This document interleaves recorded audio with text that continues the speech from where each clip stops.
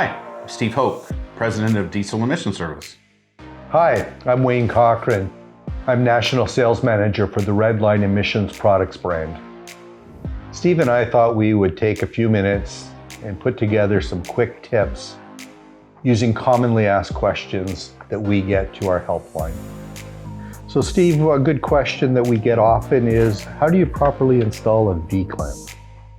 Great question, which we see all the time. We see people putting them on with 1/2-inch air guns, with 3/8 air guns. Kind of ask them, is that the same way you'd put the V-clamp on your turbocharger? A V-clamp, which is a segmented clamp, is made to go around to be torqued, and as it's being torqued, you're supposed to tap it as you're tightening it up with obviously a rubber hammer or something very soft and malleable.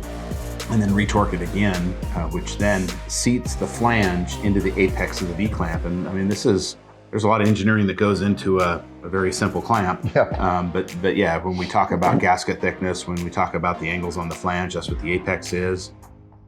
All clamps have different apexes, so it can be a certain diameter with the same apex. Some manufacturers stay with the same apex.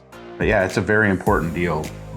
Again, get rid of air tools. If you're taking one off and not planning to reuse it, do whatever you want. But if you're planning to reuse it, really you need to wire brush it. You need to put some penetrating oil and then pull it off. When you go back on, our guys use 1/4-inch impact drivers, which are very, very light, and then they'll actually torque them.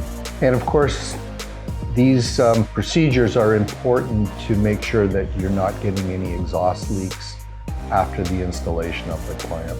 The exhaust leaks, as we alluded to in an earlier video, cause all sorts of issues with the emission system, allowing the heat and the pressure to escape the system and causing issues such as base plugging, more frequent manual regen requirements, and of course premature DPF plugging or cleaning requirements.